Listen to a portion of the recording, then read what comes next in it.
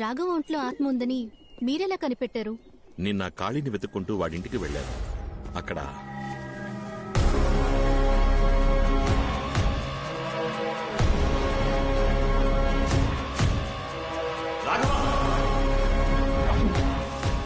అక్కడికి వెళ్లి చూసేసరికి వాడు కనిపించలేదు.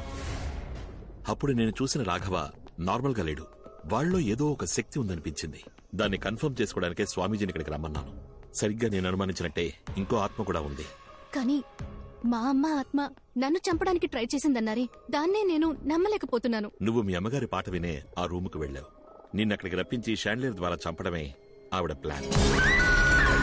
బట్ నన్ను కాపాడింది మా అమ్మ ఫోటోనే కదా. అందుకే నాకు అనుమానం ఎక్కువైంది. ఎందుకంటే మీ అమ్మగారి ఫోటోకున్నది చాలా పాత ఇనపతీగ. అది తెగిపడ్డం యాదృష్టికం అవ్వచ్చుగా. మరి అద్దంలో కనిపించి జ్యోతి వెళ్లిపోని మా అమ్మ నాతో అందే. అది షాలు తరచు అంటూ ఉంటుందే, తన ఫ్రెండ్ జ్యోతి ఆ ఆత్మ అయిండొచ్చుగా. షాలు వెనకాల ఆ జ్యోతి ఆత్మ నుంచి ఉంటే మీ అమ్మగారు తనని వాన్ చేసి ఉండొచ్చుగా. మీరు చెప్పేది నాకు కన్ఫ్యూజింగ్ గా ఉంది. కానీ నాకో విషయం క్లారిఫై అయింది. నువ్వు చెప్పినట్టుగా ఇంతకు ముందు ఆత్మ ప్రభావం పెద్దదిగా ఉండేది కాదు. కానీ ఇప్పుడు డ్రైవర్ సూరి, కాళీ ఇద్దరూ చనిపోయారు. ఇవన్నీ జరిగింది ఆ గర్భగుడిలో ఉన్న రహస్య రూమ్ ని తెరిచిన తర్వాతే. మరైతే ఆ రూమ్ లో అసలేముందని? అదే నాకు అర్థం కావట్లేదు. ఈ ప్రశ్నకి సమాధానం ముగ్గురికే తెలుసు. మీ అమ్మకి, మీ నాన్నకి, పెద్ద పూజారికి. చనిపోయిన మీ అమ్మ సమాధానం చెప్పలేదు. పెద్ద పూజారి, మీ నాన్న సమాధానం చెప్తారా అని తెలియదు.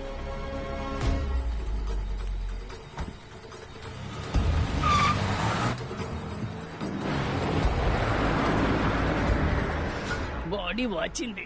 మనం ఒకరికొకరు అమృతాంజనం రాసుకుందామా? అప్పుడైతే మీ ఆవిడ వేడి నీళ్ళు పెట్టమన్నాడు సార్. మనం ముగ్గురం కలిసి లాల్ పోసుకుందాం. రాఘవ ఎవరితో వెళ్తున్నాడు? జమీందారు తోటే. వాడినెందుకయ్యా పంపించారు? ఆడిని మేమేం పంపించలేదయ్యా, ఆడే మమ్మల్ని పంపులా కొట్టాడు.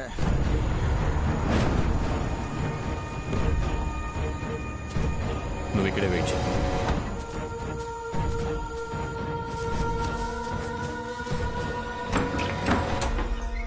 స్వామి, నాకు చాలా భయంగా ఉంది స్వామి. 2 రోజుల నుంచి ఖాళీ కనబడడం లేదు. కొన్నాళ్ల క్రితం డ్రైవర్ సూర్య అంతఃపురం స్విమ్మింగ్ పూల్లో చచ్చిపడున్నాడు. మొదట్లో కరెంట్ షాక్ కొట్టి చచ్చిపోయాడు అనుకున్నాను. కానీ జరిగే సంఘటనలు బట్టి చూస్తుంటే ఇదంతా తన పనే అనిపిస్తోంది. అవును, ఆ తలుపును తెరిచినప్పటి నుంచే ఇలా జరగడం మొదలైంది స్వామి. ఇక మిగిలింది మనిద్దరమే స్వామి.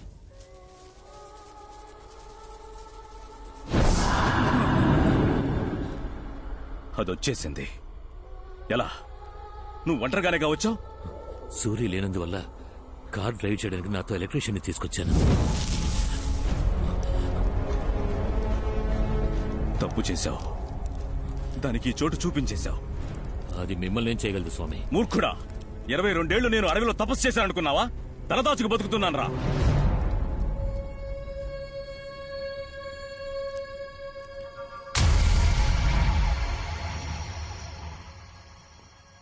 రాఘవ, నువ్వెందుకు ఇక్కడికి?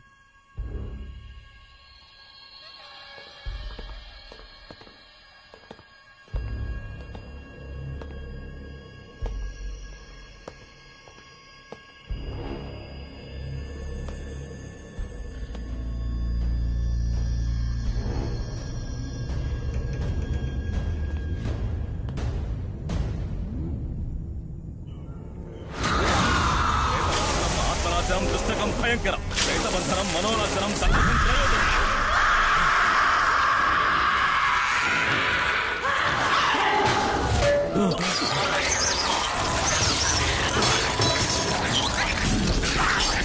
స్వామి రండి స్వామి, వెళ్ళిపోదాం. దాన్ని వదిలేస్తే అది మనల్ని మళ్లీ వెతుక్కుంటూ వస్తుంది. నువ్వు ఈ కలస తీర్థంతో ఇక్కడే ఉండు. నేను అమ్మవారికి ధారపోసిన చీరతో దాన్ని బంధిస్తాను. కలసం కింద పడకూడదు.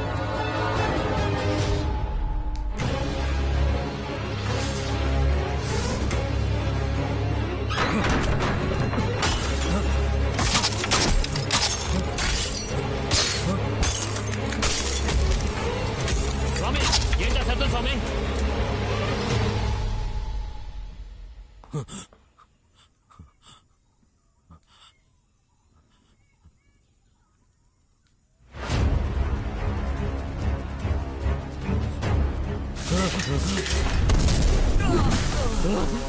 ఈ తీర్థపు శక్తి దాన్ని ఎక్కువసేపు కట్టడి చేయలేదు. రా వెళ్దాం. మనం ప్రాణాలతో ఉండాలంటే గుళ్ళోకి వెళ్లాల్సిందే.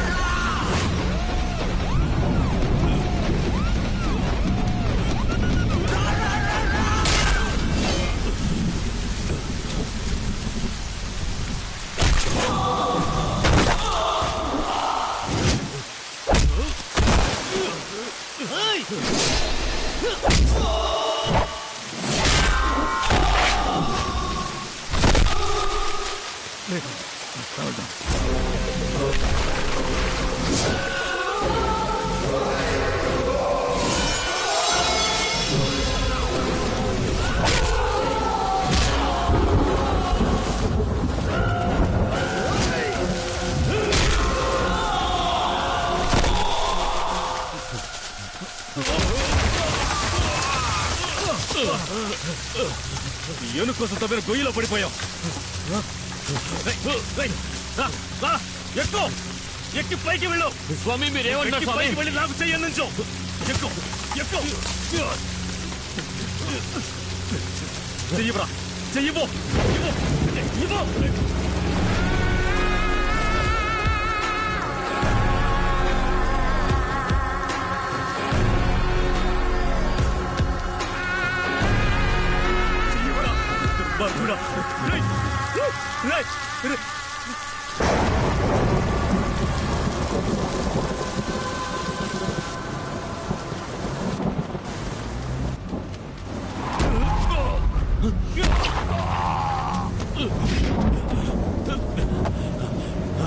బండిది సార్ ఏమైంది? రాఘవేడి బండి తీవయ్యా. అలాగే సార్.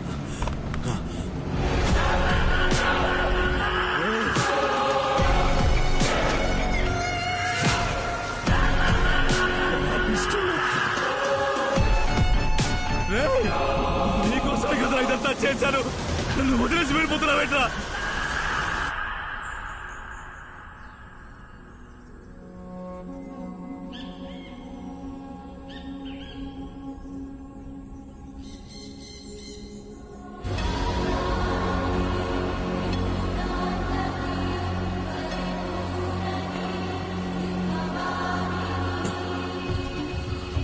ఈ అమ్మవారు మహాశక్తి స్వరూపం.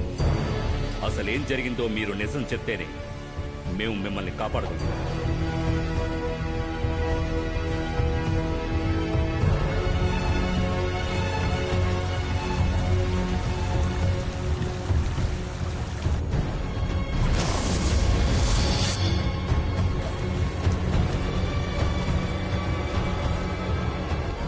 భయపడకండి. నా వల్ల మీకు ప్రమాదమేం లేదు. నిజానికి నాకు మీరు మంచి చేశారు. నేను మీ అబ్బాయి ఇష్టపడుతున్నానని తెలిసి కాదనకుండా మా పెళ్లి ఒప్పుకున్నారు. కానీ క్షమించరాని ఒకే ఒక తప్పు చేశారు. వంశపారంపర్యంగా దివ్యవాకు చెప్పే కుటుంబంలోంచి వచ్చిన వారే ఆ స్వామీజీ. ఈ మంత్రతంత్రాల్లో ఆయనకి సాటి ఎవ్వరూ లేరు. అతని ఒక్కగానొక్క అబ్బాయి పెళ్లిని నన్ను ముందుండి జరిపించమని చెప్పారు. నేను వెళ్ళాను. అయ్యా, ఈ మాంగళ్యం నీ చేత్తో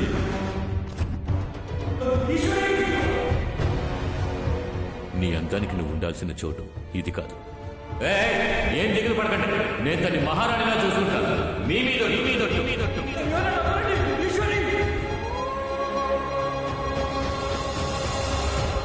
తాళి కట్టాడన్న ఒకే ఒక కారణానికి నేను ఆయనతో ఎలా కాపురం చేయగలను? నీ అబ్బాయి నేను లేచిపోదామని నిర్ణయించుకున్నాం. ఆయన కూడా అందుకు ఒప్పుకొని వచ్చారు. నువ్వు ఇక్కడేం చేస్తున్నావురా? చెయ్యొద్దురా. ఏమండి, ఇంట్లో మీరు లేని సమయం చూసి నన్ను ఎత్తుకుపోవడానికి వచ్చాడు. కొట్టండి. వీడిని నా చేతులతోనే చంపేస్తాను. రేయ్, కాళీ, అది ఇవ్వరా. అతను తన్నులు తినడం చూసి నేను తట్టుకోలేకపోయాను. కానీ అతన్ని కాపాడాలని నిజం చెప్పుంటే నన్ను చంపేసుండేవారు. నేను చనిపోతానని కూడా నాకు బాధ లేదు. కానీ ఈశ్వరి కడుపుతోందని తెలిసి నేను చాలా సంతోషించాను. అంతఃపురానికి వారసత్వం రాబోతోందని అందరూ తనని మహారాణిలా చూసుకున్నారు. పుట్టబోయే నా బిడ్డను చూడ్డానికి అందరం సంతోషంగా ఎదురు చూశాం.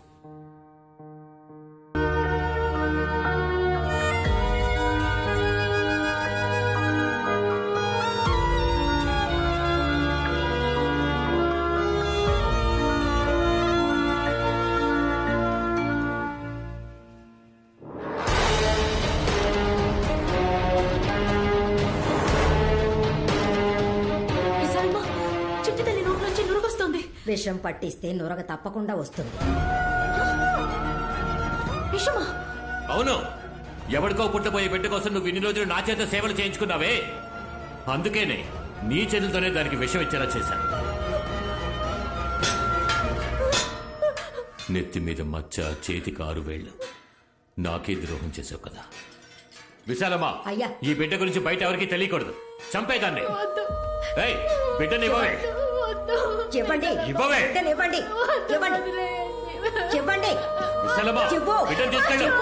ఇంత చేసి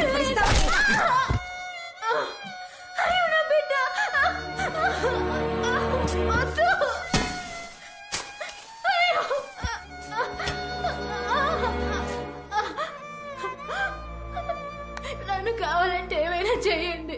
నా చిట్టు తల్లి నేను చేయకండి. ఏవే, అడ్డమైన వాడికి పుట్టిన బిడ్డ అంతఃపురానికి వారసురాలు అవుతుందా? బిడ్డ పుట్టిన తర్వాత జరిగిందంతా మీతో చెప్పి నేను నా బిడ్డ ఎక్కడికైనా వెళ్ళిపోదాం అనుకున్నాం. దయచేసి నా కూతురిని నాకు ఇచ్చేయండి. అయ్యా, ఏంటి ఇది ఇంకా చావలేదు. ఇంకాస్త విషయాన్ని ఇచ్చి చంపే. చంపేదండి.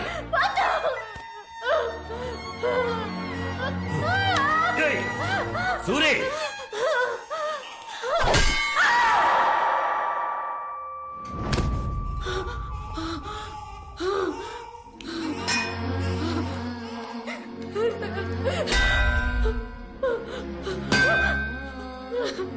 వద్దు విశాలమ్మ, నీది ఆడ మనసేగా. నా కష్టం నీకు అర్థం కావట్లేదా? దయచేసి విషయం తాగించుకో. అన్నయ్య, నిన్నేగా మీ భార్య ప్రసవించింది. మా బిడ్డ వీళ్ళు వెంటో మీకు తెలుసు. దయచేసి నా కూతురిని కాపాడండి. పిచ్చగత్తిలా ఉన్న నీకు తాళి కట్టింది నీ అందానికి, చివరి వరకు నా కాళ్ల మీద పడుంటావనే. కానీ నీకు ఆస్తికి నేను, ఆశకి ఇంకొకడు కావాల్సి వచ్చాడు కదా. నువ్వు చేసిన తప్పుకి నువ్వు ఇక్కడే చావాలే. నేనేం తప్పు చేశానండి? నేను ఇష్టపడ్డవాడితో నాకు పెళ్లి కుదిరిందన్న చదువుతో మేము దగ్గరయ్యాం. నేను పెళ్లికి ముందే గర్భవతినయ్యా. కానీ అనవసరంగా అడ్డొచ్చి నా మెళ్ళో మీరు తాళి కట్టారు. అది నా తప్ప? మీ దృష్టిలో ఆడవాళ్ళు సంతలోని పశువులా? మీ ఇష్టానికి తాడు కట్టి తోలుకుపోవడానికి ఆశలు, అభిప్రాయాలు మాకుండవా? అయినప్పటికీ ఇన్నాళ్ళు బిగపట్టుకొని కాపురం చేయడానికి కారణం నా కడుపులోని బిడ్డకేం కాకూడదని. నేను కష్టపడిందంతా దానికోసమే. దయచేసి నా కూతురిని చేయండి. అయ్యా, ఇది ఇంకా ఊగిసలాడుతోంది. అయితే దాని ప్రాణాలతో పూడ్చే. శవంగా కూడా నా వారసురాలోని పేరుతో అది ఈ ఇంటి గడప దాటకూడదు. వద్దన్నా, నీ విశ్వాసం చూపించడం కోసం ఓ పసిబిడ్డను చంపొద్దన్నా.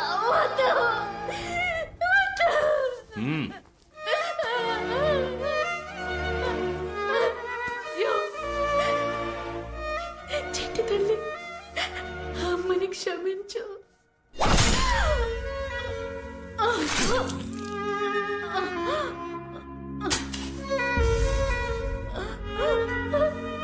చెట్టు తల్లి,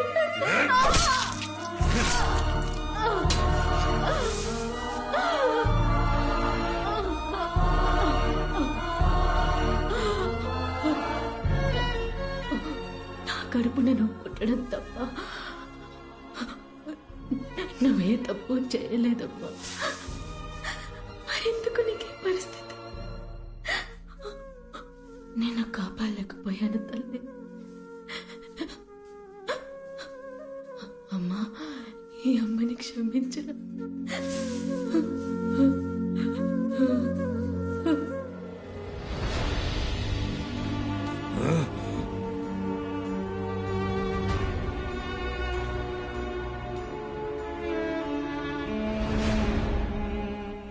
నా కూతురు నీ కుటుంబ వారసురాలిగా పెరగాలి, కానీ ఓ పనివాడి కూతురుని ఆ స్థానానికి తీసుకొచ్చారు. సూరి కూతురు అంతఃపురం వారసురాలని చెప్పండి. ఈశ్వరి ప్రసవంలో చచ్చిపోయిందని ఊళ్ళో వాళ్ళకి చెప్పి నమ్మించండి.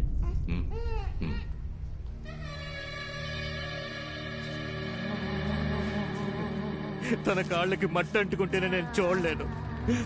మహారాణిలా చూసుకున్నాను, నా చేతులతో మట్టి ఎలా? తనతో పాటు నన్ను పూర్తి చేయండి రా. మీకు పుట్టిన పసిగుడ్డు యువరాణి, తన కోసమైనా మీరు ధైర్యంగా ఉండాలి కదా. ఆ పిల్ల గురించి మాట్లాడకండి. దానివల్లే నా ఈశ్వరి నాకు దూరం అయిపోయింది. ఈశ్వరి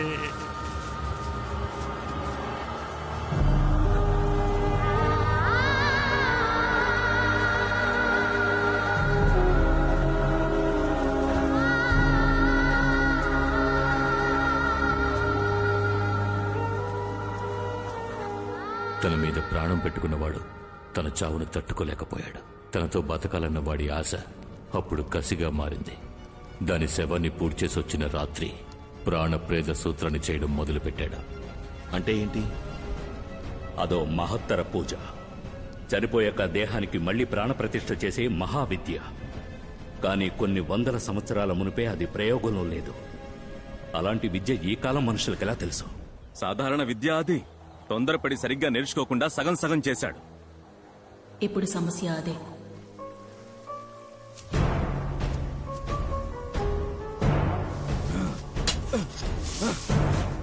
నాలుగు రోజులు రాత్రింబవళ్లు నిర్విఘ్నంగా పూజ చేశారు.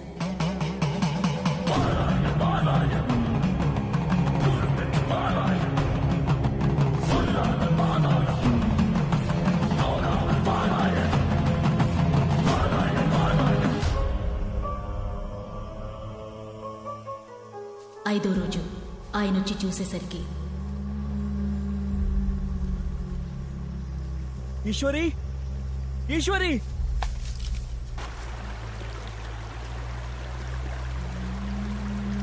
ఈశ్వరి,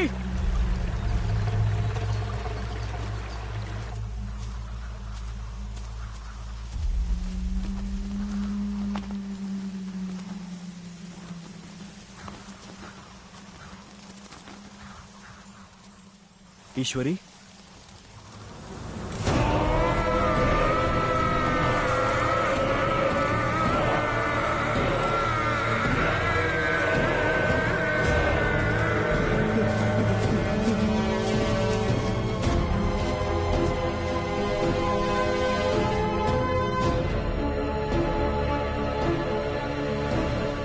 ఆ తర్వాత దాన్ని పూడ్చిపెట్టిన అడవిలోని ఆత్మగా తిరుగుతోందని ఊళ్ళో కొంతమంది గుసగుసలాడుకున్నారు.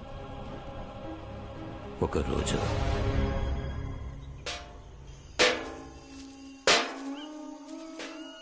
పెండలాడి బయలుదేరమంటే మాట విన్నావు? అడవిలో వెళ్తున్నావు అన్న భయం కన్నా ఈ చప్పుడుకి ఎక్కువ భయం వేస్తుంది. ఇలా శబ్దం చేస్తూ రావడం వల్లే అడవి మృగాలు భయపడి పారిపోతున్నాయి.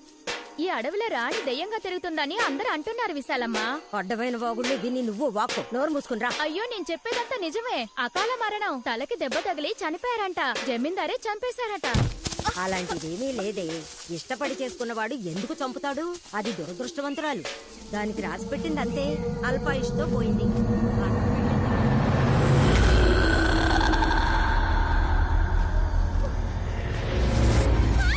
నా దగ్గర నోరు పారేసుకున్నట్టు అంతఃపురం గురించి ఇంకెవరి దగ్గర తప్పుగా మాట్లాడుకు. వసే విజయా, విజయా, వసే విజయా, ఎక్కడికి పోయి చచ్చావే? వసే విజయా, విజయా, విజయా, విజయా, విజయా, విజయా.